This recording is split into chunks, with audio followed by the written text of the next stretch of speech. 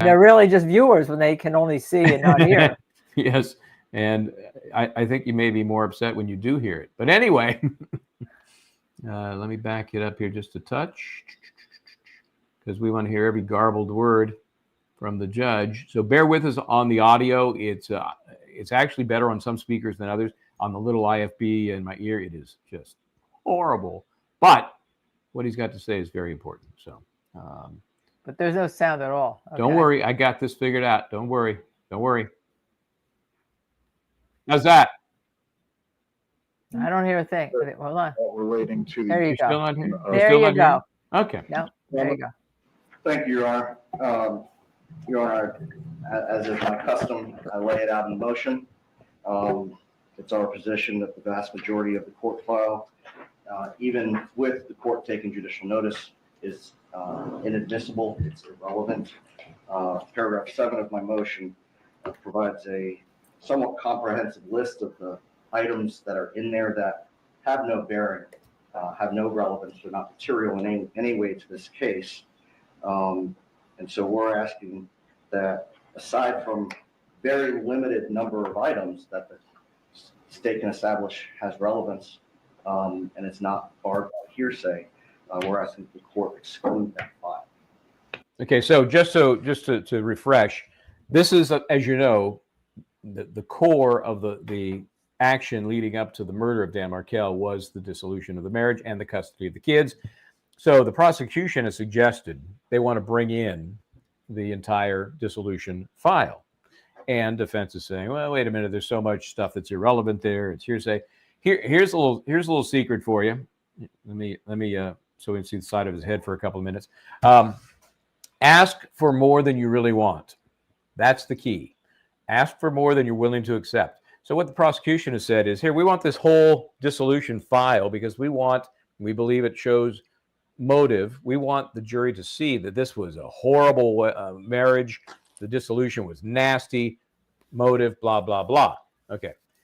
Prosecution knows they're not getting that whole file in there. It's not a chance in hell. But there's going to be bits and pieces they certainly can get in there. Ask for more than you are willing to accept, and that's what she's done. So I think we'll see as we go through this that the court understands that and is, I'm not going to say that they are siding with one versus the other, but I do believe that they understand the nature of what is important here and what is not.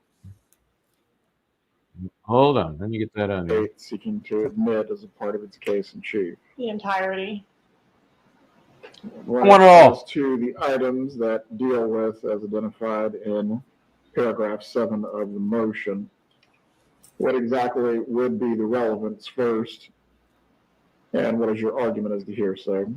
The relevance, Judge, it goes to the motive, the level of intensity of this litigation, the volume of the paperwork suggests that it was very litigious and went on for some time. The words that are used are strong, even hateful, and this was a cause that was adopted by the defendant, as the emails evidence will show. So it's important for the jury to understand the foundation of this motive is this litigation that began with the divorce, continued beyond the divorce with the child custody issues that developed later. All right. So in part, the volume of what occurred over the divorce proceedings, you want the jury to recognize this goes to motive in some way.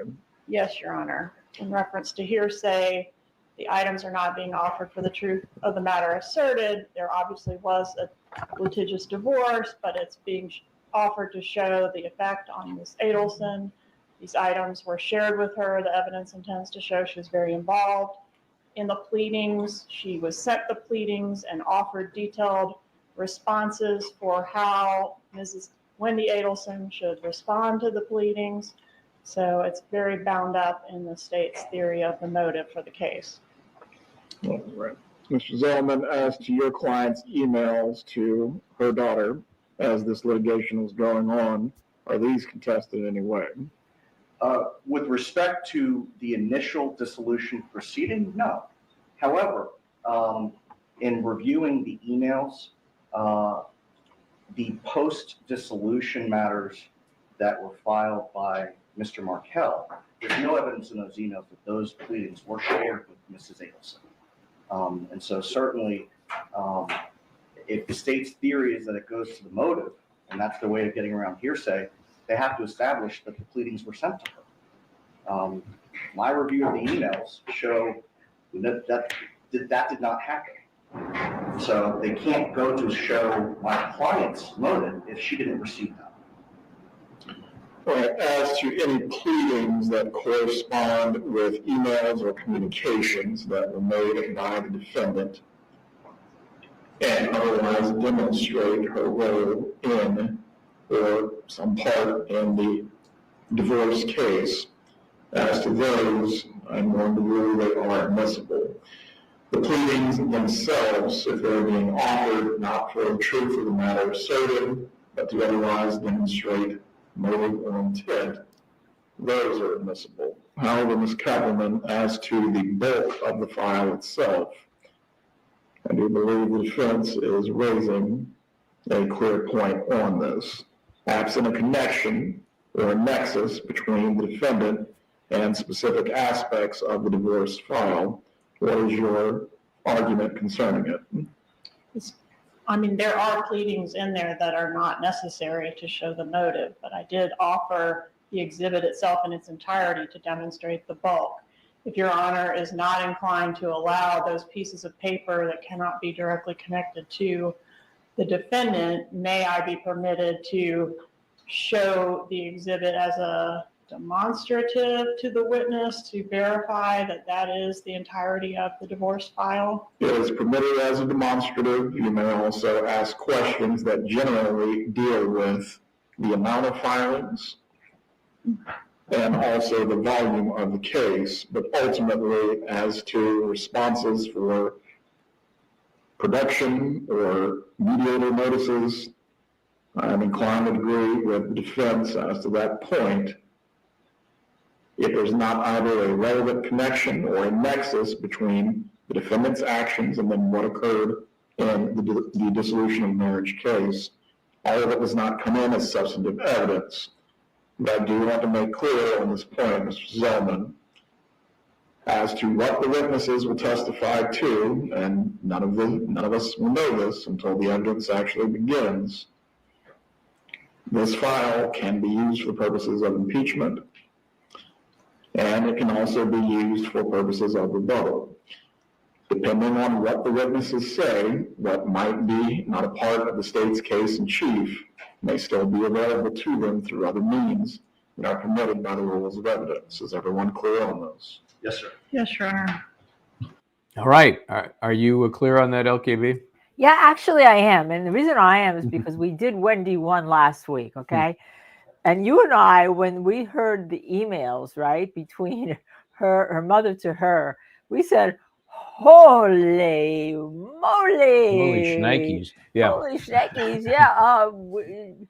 She's convicted her mother. These emails basically, I mean, and when she was talking about them. So to me, the emails are they go to motive, it goes to intent. But here's what I like. I can't pick up right now because I'm all tethered in again. You can bring in the whole file, as a demonstrative exhibit. I like that. Just wheel it in on your 7 wheelbarrows. 3 boxes, whatever. Yeah, I think that was brilliant. You always have to have a backup plan. First of all, she knew she wasn't getting the whole thing in. Right. Certainly, here, jury, take this back to the deliberation room and just start reading it like it's a pulp novel. No, that wasn't going to happen. But, okay, Judge, if you're not going to allow it all in, can we just show it around? That's fine. And as you pointed out, you can also use it for impeachment, and you can use it for rebuttal. And if you establish a nexus between anything in the file and a witness, then you can use it. So that's about a 90% loss for the defense. They got a bone, but the file is going to be a critical, whatever part of it comes in, and just seeing that, you take it and you drop it on the desk, boom, it's a beefy file.